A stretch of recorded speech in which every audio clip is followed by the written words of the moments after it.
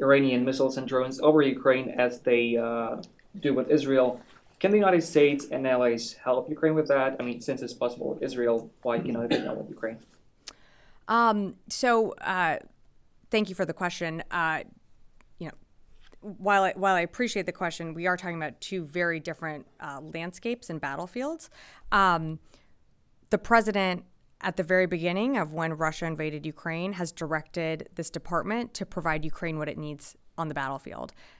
They have been very successful in employing, whether it be air defenses or other capabilities, to continue to take back their territory.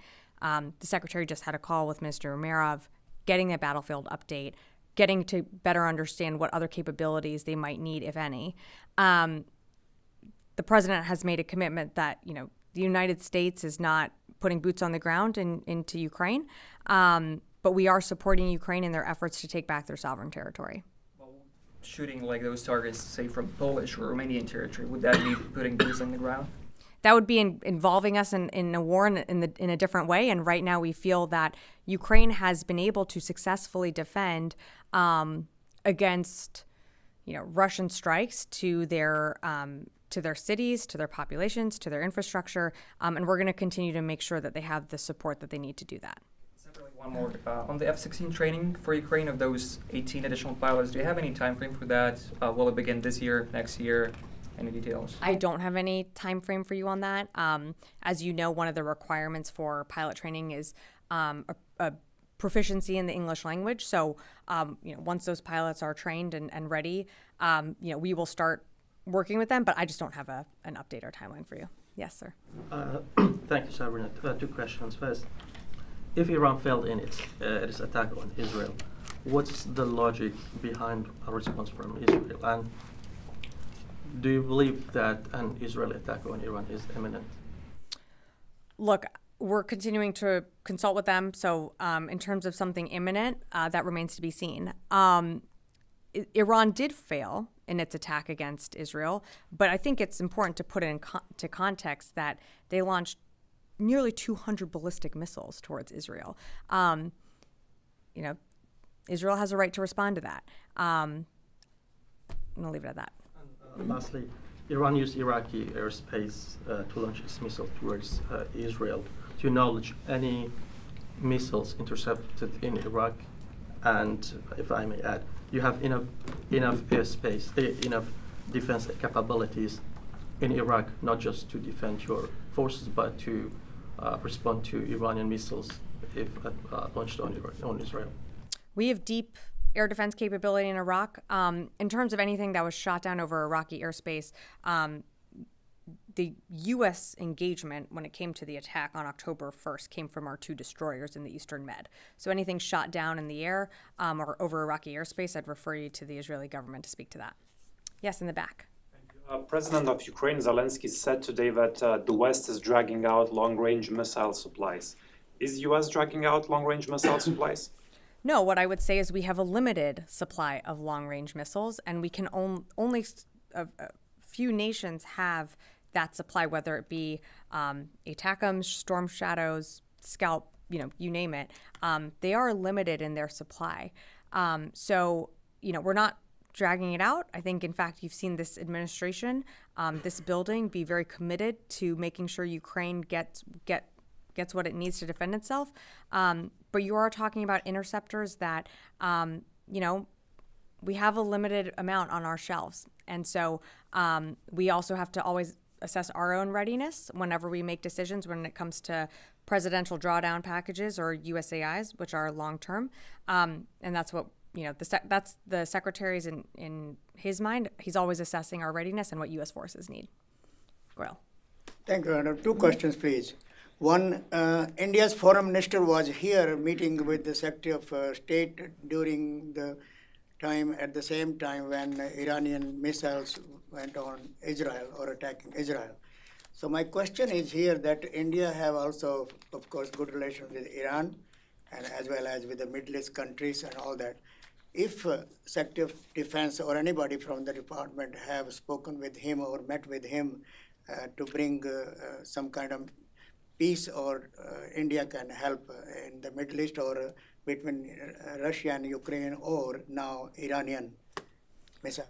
I don't have any conversations to read out from Secretary Austin, and any country that wanted to, work to de-escalate tensions in the region, we certainly welcome that. Second one, as far as Bangladesh is concerned, Bangladesh interim Prime Minister, Mr. Yunus Mohammed, was also at the United Nations, of course, and also met President Biden. Any role the DoD or Defense Department playing as far as Bangladesh situation is concerned there, or bring the new Prime Minister or elections and ongoing discussion as far as U.S. and Bangladesh military-to-military relations? I'm not tracking any DoD involvement. I would refer you to the State Department for more. I think that's happening more in the diplomatic channels. I'll come back. We'll keep going around, and then happy to come back here. Yes. Thank you, and then go to Sabrina. Louis. As you mentioned that you are engaging in discussions with the Israeli about what their response to Iran. Did you get any commitment from the Israeli that any actions that will take it against Iran will not lead to a wider war, which is your concerns, of course? So I'm not going to go into more details on the conversations, but what I will tell you is what we stress publicly and privately is that we don't want to see a wider regional conflict. So you can absolutely assume that that is something that is brought up in every conversation with Minister Gallant or across this administration. My next question, regarding what's going on now at the border of Lebanon, how long do you believe, as the DoD with their assessment, Israel need to achieve their goals? Is it like months, or we can maybe see like what's happening in Gaza? It's still like over almost a year, and we see the war is still going on there. That's up to Israel to define what their strategic objectives and goals are. They've laid that out in terms of they want to allow citizens to return safely to their homes on that northern border region. But how those strategic objectives are met from a military means, that's for them to define. Just as we don't define success for Ukraine either. That is for them to define for themselves. So in terms of strategic goals being met, I'd refer you to Israel to speak more to that. Louis. Totally different question. Wow. Okay. I'm going to give you a break here. You're going to ask something that I'm going to have to take, aren't you? I'm hoping you can answer this. Yesterday, there was an announcement of the deployment of 1,000 active duty forces for Hurricane Helene relief, which you noted in your topper. Can you tell us what the progress is? We know they're coming from the 18th Airborne. We know they're coming from 82nd Airborne. What exactly is their role? How will they work with guardsmen? Are they complementary? Are they on their own? And I know they fall under the tag, but can you just explain to us what it is actually they're going to do? Sure. So the Secretary authorized their movement of nearly 1,000 active duty soldiers. Their role is that they're going to fit into the larger apparatus, which is being led by FEMA and the North Carolina government. NGB, North Carolina National Guard. So between those entities, they're going to work with them to ensure that the North Carolina communities, wherever these soldiers go, are supported, and some of the things that they're going to be doing is delivery of food and water and other critical aid. I believe this is something that's still being, worked on exactly where they will be, but as you know, they're in state, they're ready to go. We're going to continue to work with the federal, local, and state level officials to ensure that, they're fitting in where the need is the most critical. So the North Carolina has already activated 1,000 guardsmen to assist with this. It was the thinking that these additional 1,000 active duty personnel would bring capabilities that they don't have right now. Yes, and augment as well. My understanding is that they bring additional capabilities. I think certainly, the National Guard has its own capabilities, but these will augment those. And I think as we're all seeing some of the devastation, roads, bridges, it's not easy to access. So this is another, group of men and women that can go in with an amazing capability that will augment the National Guards and help get, critical need in and also support, getting into isolated communities where it's even harder. So, yeah. Jen. A follow-up on what Louis Sure. asked. Have those 1,000 active duty troops from Fort Liberty arrived on the scene in North Carolina? Are they working yet? Not to my knowledge. I believe that is still being worked with the state. So for more on when they actually depart, I'd refer you to FEMA for more on their efforts. What is taking so long? They are a couple of hours away from Asheville, where they don't have helicopters to get in. It seems a little strange that the 82nd Airborne can't deploy a little faster. I think they're certainly ready to go. They've been authorized. It's more a matter of making sure that the state and FEMA are ready to, knit them into the structure that's in place. The last thing you want to do is have a bunch of people show up and kind of, exacerbate the system even more.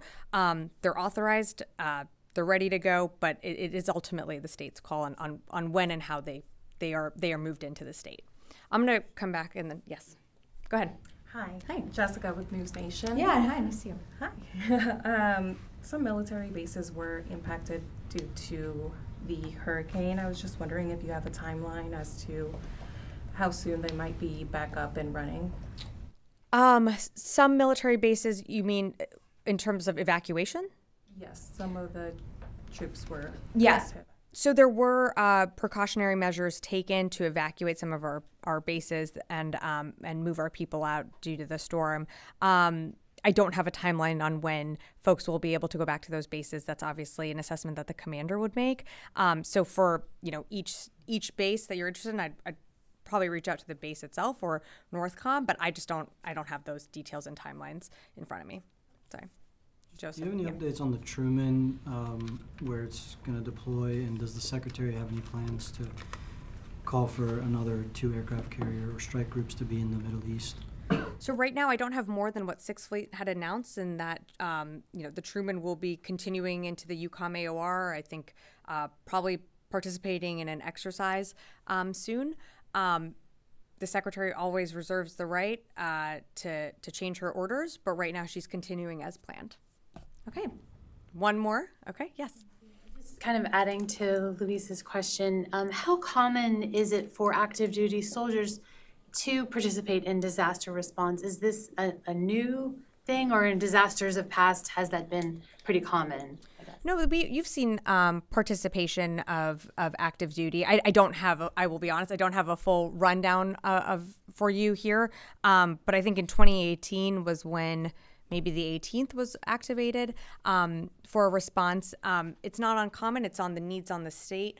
And of course, what the local and state leaders assess what they need, and in consultation with NGB. But it is common. It's what they can be used for a range of whether it be a crisis in a different part of the world or a national disaster, natural disaster, I should say. They are there to help support their communities, and so it's not uncommon. Is my bottom line, is what I'm trying to say. Okay, thanks everyone.